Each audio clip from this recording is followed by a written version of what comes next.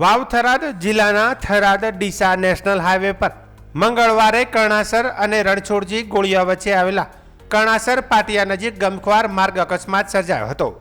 બે કાર સામસામે ધડાકાભેર અથડાતા લાખણી પંથકના બનાસ ડેરીના પૂર્વ ડિરેક્ટર ધુડાભાઈ પટેલનું ઘટના સ્થળે જ કરુણ મોત નીપજ્યું હતું। આ અકસ્માતમાં અન્ય બે વ્યક્તિ ગંભીર રીતે ઇજાગ્રસ્ત થતા સમગ્ર વિસ્તારમાં અરેરાટી ફેલાઈ ગઈ હતી। પ્રાપ્ત માહિતી અનુસાર થરાદ ડીસા હાઈવે પરથી પસાર થઈ રહેલી બે કાર વચ્ચે અચાનક જોરદાર ટક્કર થતા અકસ્માત સર્જાયો હતો। અકસ્માત એટલો ભયાનક હતો કે બંને કારનો કચ્ચરઘાણ નીકળી ગયો હતો। ઘટનાની જાણ થતાં જ સ્થાનિક લોકો મદદ માટે દોડી આવ્યા હતા અને 108 એમ્બ્યુલન્સને જાણ કરવામાં આવી હતી। ઇજાગ્રસ્તોને તાત્કાલિક સારવાર માટે થરાદની સરકારી હોસ્પિટલ ખાતે ખસેડવામાં આવ્યા હતા।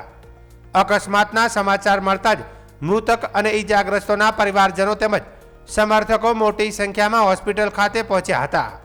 હોસ્પિટલ પરિસરમાં શોકમય માહોલ જોવા મળ્યો હતો।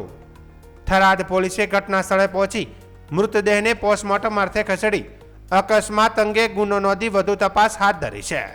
અકસ્માત કયા કારણસર સર્જાયો તે અંગે પોલીસે કાયદેસરની કાર્યવાહી તેજ કરી છે। घटना से पूर्व मारा जिला पंचायत साथी मित्र धुडाभाई चौधरी मार्ग अकस्मात में अवसान थयुं छे। साथे एमना भत्रीज भरतने पण ईजाओ थई छे।